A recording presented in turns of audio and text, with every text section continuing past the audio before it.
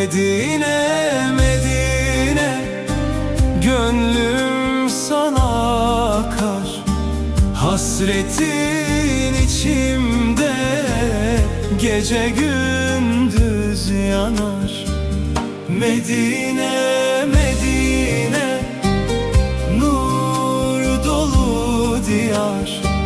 Adınla dirilir aşk ile dualar. Yeşil kubben görünce titrer bu canım. Sensiz geçen ömrümde eksik her anım. Gül kokulu yolların huzur mekanım. Serverin izinde atıyor imanım. Medine, Medine, gönlüm sana akar. Hasretin içimde gece gündüz yanar. Medine, Medine, nur dolu diyar. Adınla dirilir aşk ile dualar.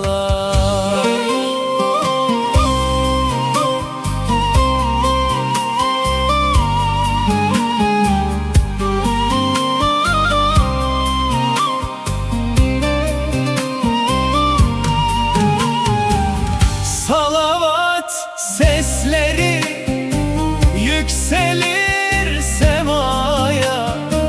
Rahmetin er kalplere damla damlaya.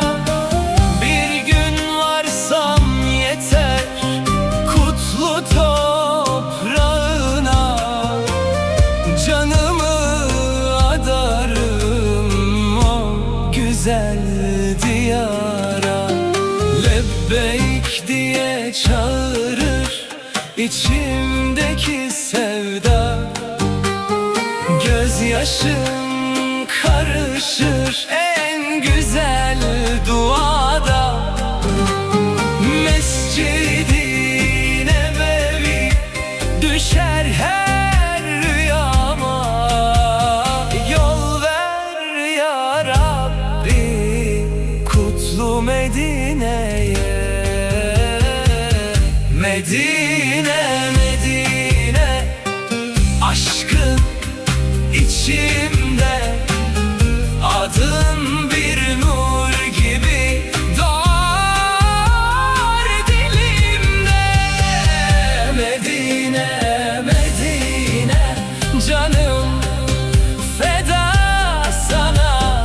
Selam olsun Fahri Alem Mustafa.